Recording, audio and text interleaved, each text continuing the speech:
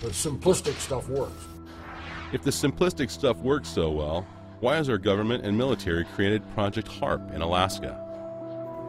HAARP is the High-Frequency Active Auroral Research Project. It was originally a joint effort of the Air Force and Navy. It's now run by DARPA. It's just dropped a little bit in terms of classification, but it has multiple possibilities and lots of effects. They just finished upgrading it from 48 antenna to 180. The thing about HAARP is an instrument designed to do exactly what Persinger was talking about, which is this idea of modulating the ionosphere in a way that can be used for weapons applications.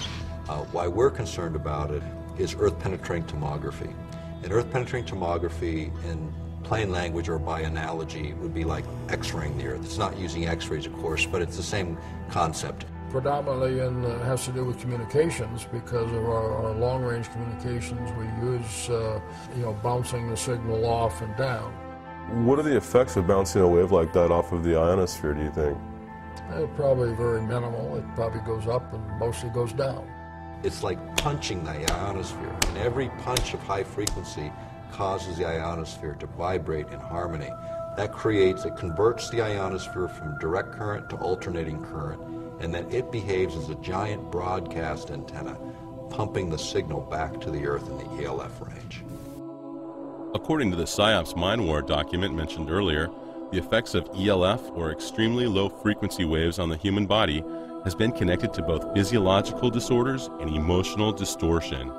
Infrasound vibration up to 20 Hertz can subliminally influence brain activity, inclining an audience toward everything from alertness to passivity, and could be used in conjunction with media broadcasts as well.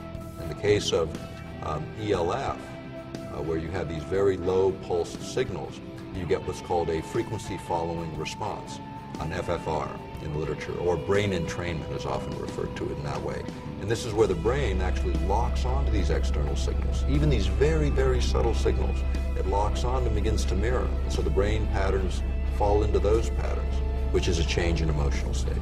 In the conspiracy arena, they talk about a whole host of effects, up to and including turning people into zombies or whole societies into zombies and all that.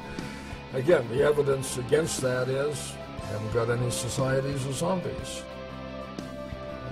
Our Bob Tube is doing a pretty good job on that, by the way. You know, when you talk about conspiratorialists, let's talk about the military and what their job is. Their job is to think of every horrible situation that could ever occur and then develop a plan around it. That's conspiracy theorist at the ultimate level, with billions and trillions of dollars to spend to figure it out. So as you can see, it's not really a question of if, but to what extent the government, advertisers, and pop culture have really succeeded in programming the nation.